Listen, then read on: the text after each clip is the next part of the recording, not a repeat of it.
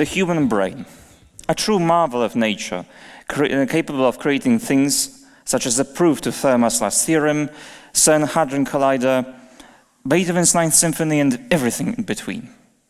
But there's one thing it's not known for, and its regenerative capacities.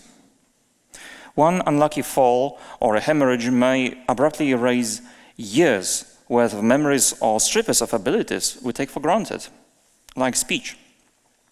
Conversely, in neurodegenerative diseases, the decline comes gradually but inexorably.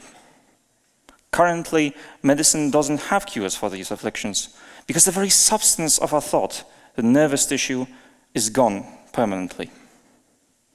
But could we reverse this? To try and answer this question, let's think of the obvious association: blood donation. How is it that we regenerate the blood we have lost? The answer?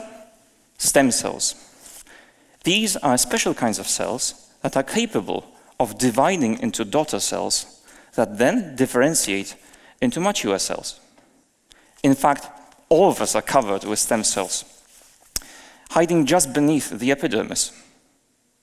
Knowing this, many researchers have tried putting the adult stem cells into the ailing brain, and they found out that, among else, these are capable of preventing nerve cells from dying, suffocating.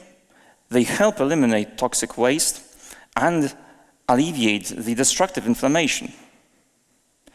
But there's one thing they don't do particularly well. They don't stay in the brain and replace the dead cells. As per usual in science, the answer is actually beyond what's obvious. It was not for cell replacement, but for the products of these cells. Microscopic vesicles filled with RNAs, enzymes, cytokines, signaling factors, biological for everything but the kitchen sink. You can think of these as what apples are to apple trees. If you need an apple at home, you don't bring an apple tree. It's too big. It's not going to fit and it's going to die very quickly. Apples are much easier to store and deliver. Instead of as tissue reconstructors, we now think of stem cells more as signaling powerhouses, capable of helping drive the repair of the tissue and preservation with the exosomes. In life and life sciences, it's sometimes about appreciating the smaller things.